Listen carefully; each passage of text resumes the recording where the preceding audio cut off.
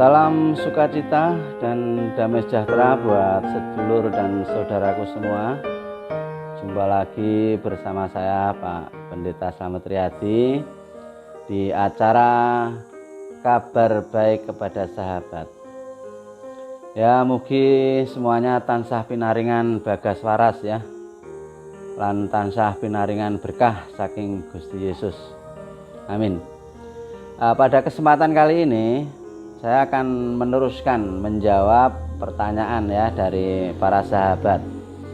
Jadi memang video ini saya dedikasikan buat saudara-saudara semua ya, yang ingin mendapat jawaban atau penjelasan atas pertanyaan-pertanyaan yang saudara berikan pada saya.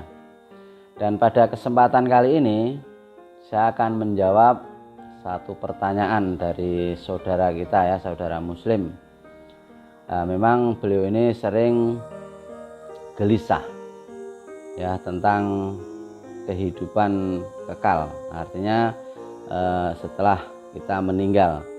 Jadi apakah dia bisa mengenal Firdaus atau masuk surga atau tidak. Jadi merasa ada keraguan di dalam hatinya tentang siapa itu Isa Al-Masih atau Yesus Kristus. Apakah sama atau tidak antara Isa Al-Masih dengan Yesus Kristus, seperti itu. Jadi sebenarnya antara Isa Al-Masih atau Yesus Kristus itu kalau kita bandingkan face to face antara kitab saudara dengan Alkitab, itu jelas berbeda. Namun kalau dirunut ya dari arahnya, memang sebenarnya mengarahnya ya ke Yesus Kristus ya, karena sejarah mencatat di dunia ini tidak ada satu nama pun ya yang lahir itu atau yang nuzul dari firman Allah ya. Jadi hanya satu pribadi, Sang Firman yang menjadi manusia ya. Jadi kalau saudara ingin mengenal siapa itu Isa Al-Masih, kalau katakan mempercayai bahwa Isa Al-Masih itu sama dengan Yesus Kristus, ya saudara harus mendengarkan apa kata Yesus Kristus di dalam Alkitab. Baru nanti saudara mengerti siapa itu Yesus Kristus atau Isa Al-Masih yang ada di dalam kitab saudara ya. Jadi pertanyaannya sebenarnya simpel banget ya saudara ya. Ini saya bacakan, ini kalau saya ringkas saja. Jadi bagaimana saya sebagai seorang muslim mendapat jaminan mengenai Firdaus ya, ini memang atau surga. Jadi begini saudaraku ya, supaya saudara tidak mengalami keraguan atau apa, ini saudara harus mengerti dulu siapa itu Yesus Kristus atau yang saudara kenal dengan Isa Al-Masih. Nah, kita harus mengerti dulu, katakanlah bukti keilahian Yesus Kristus melalui pekerjaannya. Karena kalau saudara hanya mengenal Yesus Kristus melalui kitab saudara sendiri ya, yaitu dengan sebutan Isa Al-Masih, tanpa mau mengerti pekerjaan Yesus Kristus dan sifat keilahiannya, Anda akan sulit. Artinya apa? Karena Anda sudah dari kecil sudah terbelenggu dengan doktrin yang salah atau pengertian yang salah tentang Yesus Kristus. Nah, di sini akan saya kasih beberapa pengertian tentang siapa itu Yesus Kristus, supaya saudara nanti bisa mengerti Isa Al-Masih yang ada di dalam kitab saudara itu apakah sama atau tidak dengan Yesus Kristus. Nah, kalau kalian mengimani bahwa Isa Al-Masih di dalam kitab saudara itu sama dengan Yesus Kristus yang ada di dalam Alkitab, maka saudara juga harus mengerti siapa itu Yesus Kristus yang sesungguhnya. Ya. Oke, pertama, Yesus Kristus ya itu juga mencipta. Ya. Jadi inilah bukti keilahian Yesus Kristus melalui pekerjaannya. Nah, Yesus Kristus sebagai pencipta sebenarnya sudah dinyatakan sejak permulaan kitab Kejadian, ya. Pada mulanya Allah atau Elohim, ya, itu menciptakan langit dan bumi, dan roh Allah melayang-layang di atas permukaan air. Nah, berfirmanlah Allah, jadilah terang. Lalu terang itu jadi. Nah, itu nanti saudara harus baca Alkitab, ya. Itu di kitab Kejadian 1 ayat 1 sampai 3. Nah, Allah menciptakan. Ini adalah Allah yang esa, ya. Roh Allah melayang-layang. Ini adalah pribadi ketiga yang ikut serta di dalam penciptaan. Berfirmanlah Allah, jadilah. Nah, ini menunjukkan Allah Bapa dan Yesus Kristus, karena dia adalah firman Allah, ya, Logos Theo. Jadi Allah Tritunggal bekerja sama-sama, ya, bekerja bersama-sama di dalam menciptakan segala sesuatu. Nah, Logos atau firman ikut serta di dalam penciptaan. Hal ini kemudian dikembangkan di dalam Amsal pasal 8, di mana dia disebut sebagai hikmat. Nah, dan semakin jelas di dalam Yohanes 1 ayat 1 sampai 3 yang telah sering kita bahas, yaitu pada mulanya adalah firman, firman itu bersama-sama dengan Allah, dan firman itu adalah Allah, dan segala sesuatu diciptakan oleh Dia, dan tanpa Dia tidak ada segala sesuatu pun yang jadi, dan seterusnya. Jadi nanti saudara bisa baca, ya, di Yohanes 1 sampai 3. Nah, coba saya bacakan lebih lengkap, ya, supaya saudara lebih memahami.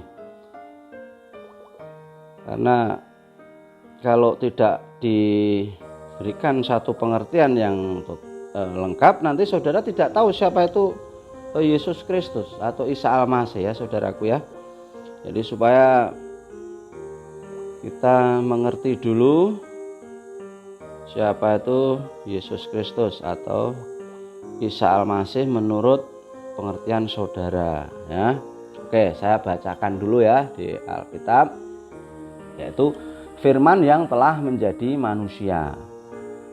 Pada mulanya adalah firman. Firman itu bersama-sama dengan Allah, dan firman itu adalah Allah. Ia pada mulanya bersama-sama dengan Allah. Segala sesuatu dijadikan oleh Dia, dan tanpa Dia tidak ada suatu pun yang telah jadi dari segala yang telah dijadikan. Nah, kalau kita baca ayat berikutnya, misalnya di ayat 4, dalam Dia ada hidup, dan hidup itu adalah terang manusia. Ya, jadi saudaraku, itu pertama yang ingin saya kasih tahu pada saudara, atau pengenalan tentang siapa Yesus Kristus. Nah, yang kedua, Yesus Kristus itu menebus. Artinya apa? Memberi hidup kekal. Nah, ini yang saudara belum tahu di kitab saudara, ya, supaya saudara nanti mengerti tentang siapa itu Yesus Kristus, ya. Nah, pada waktu Yesus Kristus datang ke dalam dunia, itu Yohanes Pembaptis itu berkata begini, bentar. Lihatlah anak domba Allah yang menghapus dosa dunia. Nah, itu nanti saudara bisa baca, ya, di kitab Yohanes, ya, Injil Yohanes ayat 1:29. Nah, anak domba penebusan inilah yang telah ditetapkan oleh Allah Bapa menjadi pengganti domba yang harus dikorbankan setiap hari raya, ya, setiap hari raya Paskah atau Grafiat. Kalau saudara yang saudara kenal kan hari raya kurban, kan begitu. Cuman saudara kan tidak tahu maknanya kurban itu apa. Nah, di sini kalau saudara mau belajar kitab suci, yaitu Alkitab, saudara baru mengerti apa artinya kurban. Nah, karena Dialah, yaitu Yesus Kristus, adalah domba Paskah yang sesungguhnya, atau domba kurban yang sesungguhnya. Yesus adalah penebus. Yesus sendiri pernah berkata, ya, Anak Manusia datang bukan untuk dilayani, melainkan untuk melayani dan untuk memberikan nyawanya menjadi tebusan bagi banyak orang. Nah, saudara nanti bisa baca Matius ya, di Matius pasal 20 ayat 28 ya saudaraku ya. Nah, ada lagi di Matius 26 ayat 28 juga Tuhan Yesus mengatakan, sebab inilah darahku, darah perjanjian yang ditumpahkan bagi banyak orang untuk pengampunan dosa. Ya, ini saudara harus paham dulu sampai di sini ya, supaya nanti saudara mengenal Firdaus. Ya, mengenal bahwa kita itu bisa datang ke Firdaus, ke kerajaan Allah melalui Tuhan Yesus. Supaya saudara mengerti siapa itu Isa Al-Masih yang saudara kenal di dalam kitab saudara. Kalau saudara mengatakan Isa Al-Masih dengan Yesus Kristus itu sama, ya saudara juga harus mengerti ya apa yang dikatakan Yesus Kristus di dalam Alkitab. Baru nanti kalian tahu, saudara tahu, begitu ya. Jadi kedua pernyataan Yesus Kristus yang sangat penting ini ya, seperti yang saya sampaikan tadi, ini merupakan proklamasi Kristus. Ya, merupakan proklamasi Yesus Kristus sendiri mengenai penebusannya. Ya, mengenal apa itu istilahnya, mengenai penebusannya untuk menebus umat manusia. Nah, supaya saudara memahami dulu ya. Jadi supaya tidak simpang siur berita yang saudara dapat atau kata orang jangan. Harus kembali ke firman Tuhan. Jadi saudara lebih percaya kata orang atau kata firman Tuhan? Nah, ini harus dipahami saudaraku ya. Jangan mendengarkan orang-orang yang tidak mengerti firman Tuhan. Itu dari roh-roh jahat, roh-roh kegelapan, antikristus, yaitu anak buahnya Dajjal atau iblis ya. Jadi Yesus Kristus datang untuk menjadi tebusan bagi banyak orang. Ya, darahku dicurahkan untuk pengampunan dosa. Nah, itu Tuhan Yesus ya. Nah, yang ketiga, Yesus Kristus itu juga menghakimi dan mengampuni. Ya, jadi supaya saudara nanti mengerti tentang Isa Al-Masih, kalau disamakan dengan Yesus Kristus, ya saudara harus mengerti dan mendengarkan siapa itu Yesus Kristus. Harus membaca firman Tuhan. Kalau tanpa membaca firman Tuhan, tanpa membaca Alkitab, ya saudara nggak mengenal yang sesungguhnya. Siapa itu Yesus Kristus ya saudaraku ya. Nah, akan saya bacakan di Alkitab ya, di Injil Yohanes pasal 12 ayat 44 sampai 48. Supaya saudara nanti paham ya. Tetapi Yesus berseru katanya, barang siapa percaya kepadaku, ia bukan percaya kepadaku, tetapi kepada Dia yang telah mengutus aku. Dan barang siapa melihat aku, ia melihat Dia yang telah mengutus aku. Aku telah datang ke dalam dunia sebagai terang, supaya setiap orang yang percaya kepadaku jangan tinggal di dalam kegelapan. Dan jikalau seorang mendengar perkataanku tetapi tidak melakukannya, aku tidak menjadi hakimnya, sebab aku datang bukan untuk menghakimi dunia, melainkan untuk menyelamatkannya. Barang siapa menolak aku dan tidak menerima perkataanku, ia sudah ada hakimnya, yaitu firman yang telah kukatakan. Itulah yang akan menjadi hakimnya pada akhir zaman. Jadi saudaraku yang terkasih, ayat-ayat di atas itu menunjukkan maksud kedatangan pertama Yesus Kristus. Itu bukan untuk menghakimi, melainkan untuk menyelamatkan. Nah, dengan kedatangannya ya, dengan kedatangannya di dalam tubuh kemanusiaan, yaitu inkarnasi, dan melalui tubuhnya yang dijatuhi hukuman di atas kayu salib ya, itu untuk menggantikan manusia berdosa. saudaraku ya. Jadi Yesus menyelamatkan kita. Namun kemudian dikatakan juga, barang siapa menolak aku, ya, saya ulangi lagi di situ ya, di dalam ayat ini kalau kita perhatikan, barang siapa menolak aku dan tidak menerima perkataanku, ia sudah ada hakimnya, yaitu firman yang telah kukatakan. Nah, itulah yang akan menjadi hakim, ya, yang akan menjadi hakim di akhir zaman. Hal ini akan digenapi pada waktu kedatangannya yang kedua kali kelak. Pada waktu itulah dia akan menghakimi seluruh umat manusia dengan firman-Nya. Siapakah dia ini? Nah, ini pertanyaan. Siapakah dia ini yang dapat menyelamatkan dan menghakimi manusia? Saudaraku yang terkasih, dia adalah Yesus Kristus, adalah Allah itu sendiri, yang pada mulanya adalah firman. Firman itu bersama-sama dengan Allah, dan firman itu adalah Allah. Jadi selama di dunia, Yesus itu juga mengatakan sifat ilahinya dengan memproklamasikan pengampunan dosa bagi manusia. Itu ada di Lukas pasal 7 ayat 48 sampai 49. Jadi saudaraku yang terkasih, di dalam pembahasan tentang keselamatan itu semua harus berdasarkan firman Tuhan, ya. Bukan berdasarkan asumsi atau katanya atau pokoknya, bukan seperti itu. Jadi saudara, ya, lebih percaya mana, kata firman Tuhan atau kata orang-orang yang katanya pokoknya, ya. Nah, ini saya bacakan firman Tuhan di Injil Lukas pasal 7 ayat 48 sampai 49. Lalu ia berkata kepada perempuan itu, dosamu telah diampuni.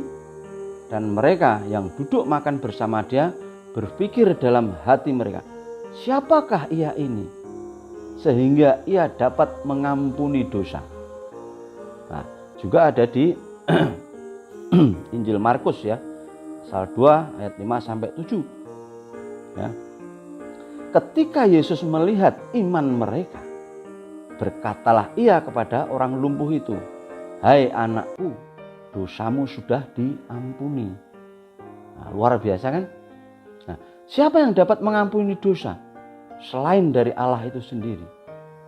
Saudaraku yang terkasih, kalau saudara sudah mengenal siapa itu Yesus Kristus, yang seperti Anda katakan bahwa Isa Al-Masih itu sama dengan Yesus Kristus, maka saudara harus mengenal Isa Al-Masih yang saudara imani itu melangkah dengan membaca firman Tuhan, supaya saudara nanti bisa mengerti. Ya, kalau saudara nggak mau mengerti melalui perkataan-perkataan Yesus Kristus sendiri di dalam firman-Nya, yaitu di dalam Alkitab, saudara akan kebingungan nanti. Ya, saudara nggak akan mengenal Firdaus. Nanti hanya mudah-mudahan, semoga, seperti itu. Ya, nggak ada kepastian. Nah, yang keempat, ini saya nggak akan banyak ambil ayat ya, cukup ini nanti mungkin saudara udah mulai memahami. Yang keempat, itu Yesus Kristus menyatakan atau mewahyukan dirinya bagi Allah, ya. Mewahyukan diri Allah. Jadi Yesus Kristus itu ya Allah itu sendiri, pribadi kedua Allah Tritunggal. Ya, ini saya ambil ayatnya di Matius 11:27. Semua telah diserahkan kepadaku oleh Bapakku, dan tidak seorang pun mengenal anak selain Bapa, dan tidak seorang pun mengenal Bapa selain anak, dan orang yang kepadanya anak itu berkenan menyatakannya. Saudaraku yang terkasih, sebutan Bapa dan anak itu sangat adem kalau kita rasakan. Saya di sini banyak anak-anak yatim piatu. Mereka tidak mempunyai bapak dari kecil. Ya, Namun saat mereka ada di dalam lembaga saya dan setiap ketemu dengan saya, mereka memanggil Bapak, Bapak, semua merangkul saya. Saya melihat kedamaian dalam hati mereka menemukan bapaknya, walaupun saya bukan bapak kandungnya. Tapi itu membuat mereka punya sukacita, damai sejahtera. Jadi kalau kita, orang-orang yang sudah menerima Yesus Kristus sebagai Tuhan dan Juru Selamat, kita disebut sebagai anak-anak Allah. Kita punya Bapa surgawi. Betapa indahnya.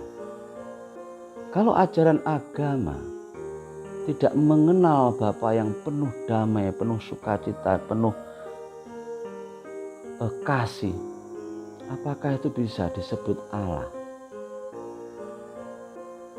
Kenapa Allah yang kalian sembah selalu hanya mengancam, ya, menjanjikan surga dan neraka, tapi tidak jelas, tidak ada pengampunan, misalnya tidak ada kasih yang sungguh-sungguh. Bahkan ada ayat di situ mengatakan Allah berhak menyesatkan siapa saja yang tersesat, tapi setelah tersesat dihukum. Apakah itu Allah yang penuh kasih? Tidak, itu Allah yang kejam. Itu bukan Allah. Jujur saya katakan itu bukan Allah. Ya. Itu bukan Allah. Itu iblis yang ingin menyesatkan manusia. Ya, saudaraku yang terkasih. Jadi Yesus Kristus anak Allah, ya, sendirilah yang menyatakan Bapa kepada manusia menurut yang dikehendakinya. Jadi Allah menyatakan dirinya melalui Kristus, dan Kristus menjadi pewahyu, ya, menjadi pewahyu yang menurunkan wahyu kepada manusia untuk mengenal Allah yang sejati. Jadi Allah berada di dalam Kristus dan Kristus menyatakan Allah. Ini pun menunjukkan apa ya? Menunjukkan bahwa Kristus adalah Allah. Makanya di dalam iman kami, iman orang-orang yang sudah menerima keselamatan, katakanlah di dalam iman kekristenan, itu disebut Allah Tritunggal. Allah Bapa, Putra, dan Roh Kudus. Itu di dalam keesaan, di dalam kekekalan. Sama. Ya, saudaraku yang terkasih. Jadi supaya saudara mengenal dulu siapa itu Yesus Kristus, supaya saudara tidak apa istilahnya ya, terumbang-ambing dengan pendapat-pendapat atau kata orang seperti itu ya. Jadi kembali ke pertanyaan saudara tadi, bagaimana saya sebagai seorang muslim mendapat jaminan mengenai Firdaus? Nah, meskipun dosa-dosa telah memisahkan manusia dari Allah yang maha suci, Allah mengirim Dia yang tidak berdosa untuk pengantara bagi kita, yaitu Sang Firman yang menjadi manusia, yaitu Yesus Kristus. Kalau saudara percaya bahwa apa yang dipilihnya dalam dunia ini itu menentukan apakah kelak dia masuk surga atau neraka, seorang bijak pernah berkata, apa gunanya memperoleh seluruh dunia tetapi ia kehilangan nyawanya? Siapa itu orang bijak? Yesus Kristus atau Isa Al-Masih yang saudara kenal. Itu saudara bisa baca nanti di Markus, ya, Injil Markus pasal 8 ayat 36. Nah, tidak diragukan lagi kalau Isa yang saudara kenal itu akan masuk Firdaus. Tapi dia memperingatkan bahwa surga itu tidaklah mudah didapati. Ya. Dia berkata, masuklah melalui pintu yang sesak itu, karena lebarlah pintu dan luaslah jalan yang menuju kepada kebinasaan, dan banyak orang yang masuk melaluinya. Karena sesaklah pintu dan sempitlah jalan yang menuju kepada kehidupan dan sedikit orang yang mendapatinya. Waspadalah terhadap nabi-nabi palsu yang datang kepadamu dengan menyamar sebagai domba. Tetapi sesungguhnya, ingat ini, tetapi sesungguhnya itu artinya amin, ya. Mereka adalah serigala yang buas. Itu saudara nanti bisa baca di Matius 7 ya. Ayat 13 dan 15. Nah, saudaraku yang terkasih, satu-satunya jalan ke surga itu tidaklah mudah untuk didapati. Seperti pintu yang sempit. Jadi banyak orang ditipu oleh nabi-nabi palsu, ya, yang mengatakan berusaha sampai ke surga dengan cara ini dan itu, ya, berusaha sampai ke surga dengan cara yang salah. Jadi kesudahan mereka ialah neraka. Jadi saudaraku yang terkasih, Anda lebih percaya firman Tuhan atau kata orang yang selalu membuat saudara ragu-ragu, yang membuat saudara semakin bimbang dan ragu? Ya, kalau kita punya katakanlah akal budi dan pikiran yang normal, atau orang sekarang menyebutnya waras, ya lebih percaya firman Tuhan toh, kan begitu. Jadi kitab suci, lebih percaya pada kitab suci, yaitu Alkitab. Karena Alkitab menyatakan dengan jelas bagaimana kita bisa mendapatkan jaminan mengenai Firdaus. Mungkin ada pertanyaan, dapatkah perbuatan baik mengantar manusia ke surga? Nah, saudaraku yang terkasih, orang muslim sejati akan tunduk kepada Allah. Itu berarti Allah menguasai apa yang dia pikirkan, apa yang dia lakukan, dan apa yang dia katakan. Jika saudara seorang muslim melakukan apa yang Allah tidak akan pernah lakukan, misalnya seperti berbohong, ya kan, selingkuh, goda istri orang, mencuri, ya kan, suka menjahili tetangga, ngerasani tahu nggak bahasa ngerasani itu apa ya? Gibah atau apa ya bahasa Indonesia? Ngomongin di belakang itu loh, yang jelek-jelek itu loh, ya. Itu berarti saudara tidak benar-benar tunduk kepada Allah, atau orang muslim itu tidak benar-benar tunduk kepada Allah. Nah, itu sudah pasti dosa, gitu. Ngerasani aja itu udah dosa kok, apalagi mengingini, apalagi dulu ibu Juni wong ayu terus, aduh, itu udah dosa. Ya saudaraku ya. Jadi dapatkah perbuatan-perbuatan baik itu menghapuskan dosa?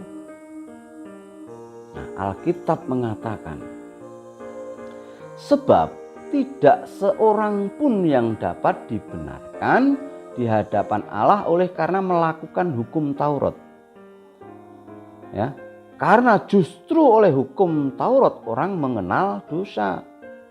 Karena semua orang telah berbuat dosa dan telah kehilangan kemuliaan Allah. Nah, itu saudara nanti bisa baca di Roma pasal 3 ayat 20 dan 23. Jadi saudaraku yang terkasih, Allah itu adil, dan karenanya tidak akan membiarkan dosa apapun tanpa dihukum. Tanpa melihat bagaimana setianya seseorang mengerjakan 5 rukun ya, ataupun berapa banyak perbuatan baik yang sudah dilakukannya. Saudaraku yang terkasih, satu dosa saja itu sudah cukup untuk mengantar seseorang ke neraka. Nah, itu saudara bisa baca nanti di Yakobus 2 ayat 10. Nah, karena dosa menghalangi manusia masuk ke surga, apalagi Allah yang maha adil itu tidak sembarangan mengampuni dosa. Siapa yang dapat menolong kita? Dapatkah nabimu menjadi pengantara kita? Dapatkah ulama-ulamamu menjadi pengantara kamu? Ya, saya tanya. Tidak bisa. Sekalipun ada beberapa hadis yang mengindikasikan bahwa Muhammad dapat menjadi pengantara, kaum muslim menerima Quran sebagai otoritas tertinggi, dan Quran mengajarkan bahwa sekedar manusia termasuk Muhammad itu tidak dapat menjadi pengantara untuk manusia berdosa. Saudara nanti bisa lihat di kitab saudara ya, di surah kedua ya, surah 2 ayat 48. Enggak perlu saya sebutkan namanya. Saudara nanti tahu sendiri ya, surah kedua ayat 48. Terus surah ke-6 ayat 51. Surah ke-35 ayat 18. Nah, sekarang yang jadi pertanyaan, dapatkah Isa menjadi pengantara kita? Kalau Isa yang Anda yakini, yang saudara yakini itu sama dengan Yesus Kristus, tentu jawabannya bisa. Ya. Seorang pengantara kepada Allah yang Maha Suci menuntut kesempurnaan pada dirinya sendiri. Dia tidak bisa orang sembarangan. Syukurlah, Allah telah mengutus Yesus Kristus yang suci untuk menjadi pengantara manusia yang berdosa. Karena Allah itu Esa, dan Esa pula dia yang menjadi pengantara antara Allah dan manusia, yaitu manusia Kristus Yesus yang telah menyerahkan dirinya sebagai tebusan bagi semua manusia. Itu kesaksian pada waktu yang ditentukan. Saudara nanti bisa baca ya di 1 Timotius pasal 2 ayat 5-6. Nah, banyak orang telah menyaksikan Yesus Kristus sebagai nabi, sebagai guru, dan sebagai pembuat mukjizat. Dan saudara juga mengatakan bahwa Isa Al-Masih adalah nabi dan rasul. Mereka berbicara mengenai tentang Isa Al-Masih di dalam keyakinan saudara. Bagaimana Allah mengurapi dia dengan Roh Kudus dan kuat kuasa. Dia yang berjalan berkeliling sambil berbuat baik dan menyembuhkan semua orang yang dikuasai iblis, sebab Allah menyertai dia. Dan kami adalah saksi dari segala sesuatu yang diperbuatnya di tanah Yudea maupun di Yerusalem. Dan mereka telah membunuh dia dan menggantung dia pada kayu salib. Yesus itu telah dibangkitkan Allah pada hari yang ketiga.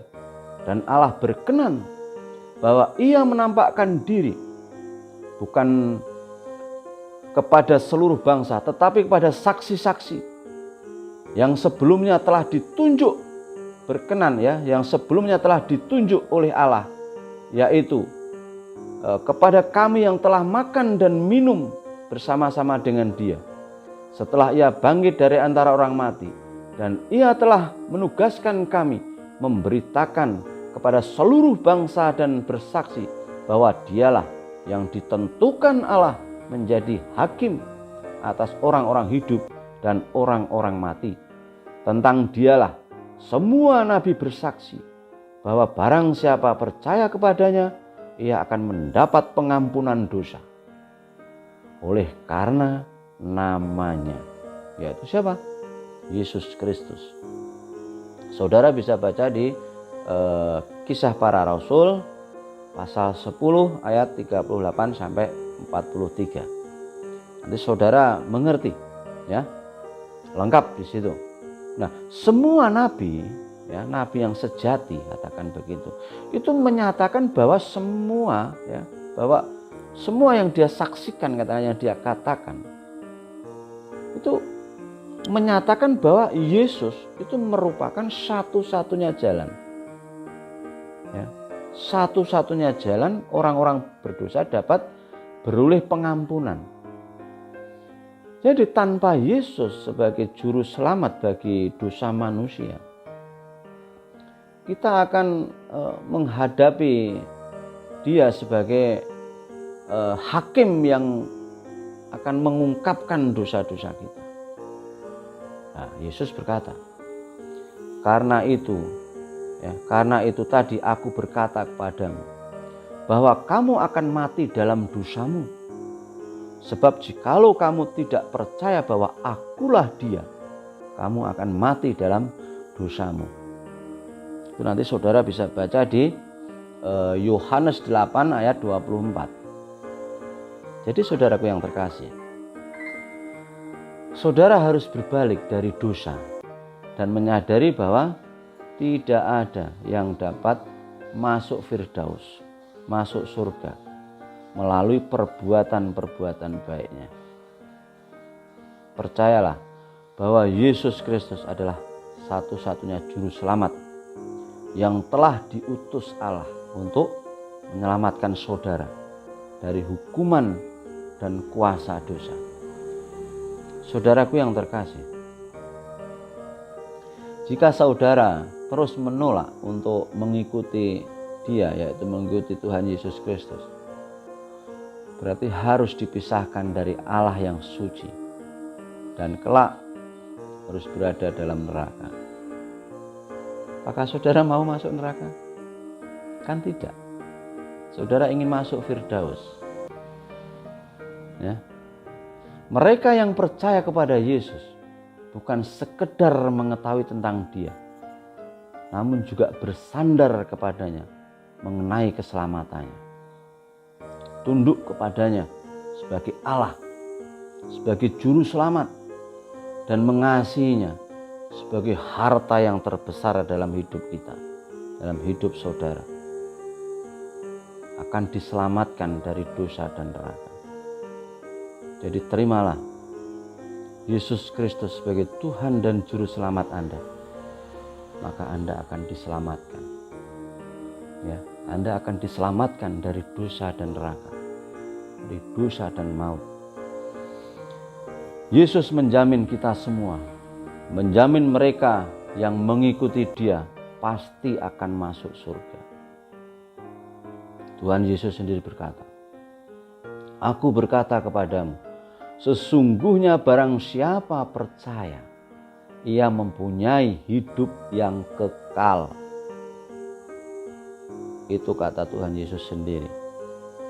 Saudaraku yang terkasih, saudara bisa baca nanti di Yohanes 6 ayat 47. Jadi saudaraku yang terkasih, apakah saudara sudah membuat keputusan untuk menerima Kristus karena apa yang saya jelaskan ini tadi, saudaraku?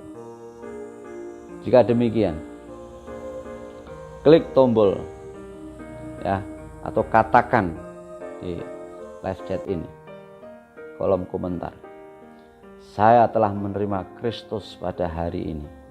Ya, tulis di bawah ini. Saudaraku yang terkasih, terima kasih atas pertanyaan saudara. Dan apa yang saya katakan ini semua adalah berdasarkan firman Tuhan. Saya tetap berdoa buat saudara, kiranya Roh Kudus jamah hati saudara, dan Anda mau membuang semua belenggu-belenggu kefanatikan dalam diri saudara. Ya, saudara yang terkasih. Dan tadi saudara masih ada satu pertanyaan lagi sebenarnya. Oke, saya teruskan. Bagaimana saya bertobat sebagai orang Kristen? Ya, itu ada di kitab suci, yaitu seorang bernama Filipi di sebuah kota Yunani menanyakan pertanyaan yang sama ya pada Paulus dan Silas. Nah, kita tahu paling sedikit 3 hal mengenai orang ini ya. Dia adalah seorang sipir, penyembah berhala, ya, putus asa dia. Jadi ada kemungkinan dia sudah hampir bunuh diri ketika Paulus mencegah dia melakukan itu. Ia bertanya, apakah yang harus aku perbuat supaya aku selamat? Itu ada di dalam Kisah Para Rasul ya, di Kisah Para Rasul 16 ayat 30. Nah, fakta bahwa ia menanyakan ini itu menunjukkan bahwa dirinya menyadari kebutuhannya akan keselamatan. Menyadari cuma kematian yang menantinya, dan karenanya dia tahu bahwa dirinya membutuhkan pertolongan. Nah, fakta bahwa dia bertanya kepada Paulus dan Silas ini menunjukkan bahwa ia percaya bahwa mereka memiliki jawaban atas pertanyaan itu. Nah, jawabannya datang dengan cepat dan sederhana. Percayalah kepada Allah, ya, Yesus Kristus, dan engkau akan selamat, engkau dan seisi rumahmu. Nah, itu saudara bisa lihat nanti di Kisah Para Rasul 16:31. Nah, cerita selanjutnya memperlihatkan bagaimana orang itu percaya dan bertobat. Sejak hari itu hidupnya mulai berubah. Ya, perhatikan tentang pertobatan orang ini hanyalah berdasarkan iman, yaitu percaya. Hanya karena dia percaya kepada Yesus saja. Nah, orang ini percaya bahwa Yesus adalah anak Allah, ya Allah itu sendiri, dan Mesias yang menggenapi kitab suci, itu Kristus. Imannya juga meliputi kepercayaan bahwa Yesus mati bagi dosa dan bangkit kembali. Karena itulah berita yang dikhotbahkan oleh Paulus dan Silas. Nah, saudara bisa lihat nanti di Roma 10 ayat 9 sampai 10 dan di 1 Korintus 15 ayat 1 sampai 4. Nah, secara harfiah bertobat itu artinya berbalik. Ketika kita berbalik kepada sesuatu pada saat yang sama, kita juga berbalik dari sesuatu. Nah, ketika kita berbalik kepada Yesus, kita juga berbalik dari dosa.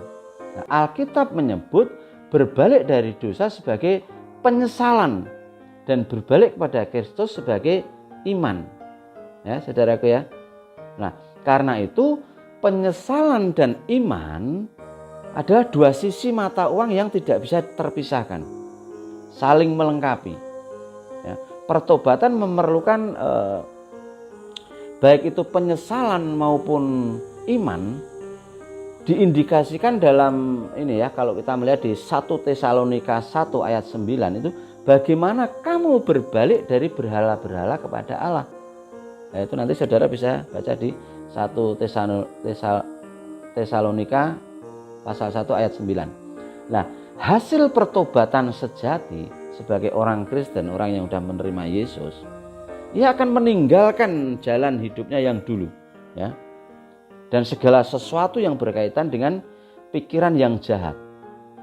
Secara sederhana, pertobatan itu sebagai orang yang percaya terhadap Yesus Kristus atau sebagai orang Kristen yang sudah menerima Yesus Kristus sebagai Tuhan dan Juru Selamat, itu harus didahului ada tidaknya tentang iman bahwa Yesus adalah anak Allah yang telah mati bagi dosa dan sudah bangkit kembali. Nah, Anda harus sependapat dengan Allah bahwa Anda memang orang berdosa, karena kitab suci mengatakan kita itu orang berdosa yang membutuhkan keselamatan. Ya, harus percaya bahwa hanya Yesus saja yang bisa menyelamatkan kita, yang bisa menyelamatkan saudara. Ya. Nah, ketika Anda berbalik dari dosa kepada Kristus, Allah berjanji menyelamatkan dan memberimu Roh Kudus yang akan menyucikanmu sebagai ciptaan baru. Nah, kekristenan sejati itu bukanlah agama. Menurut definisi Alkitab, kekristenan itu lebih mengenai ada tidaknya hubungan antara seseorang dengan Yesus Kristus. Ya. Kekristenan itu sebenarnya mengenal Allah yang menawarkan keselamatan kepada setiap orang yang percaya dan mau menerima karya salib Yesus Kristus. Nah, seseorang yang bertobat sebagai orang Kristen bukan mengenal meninggalkan satu agama dan memeluk agama yang lainnya. Bukan seperti itu.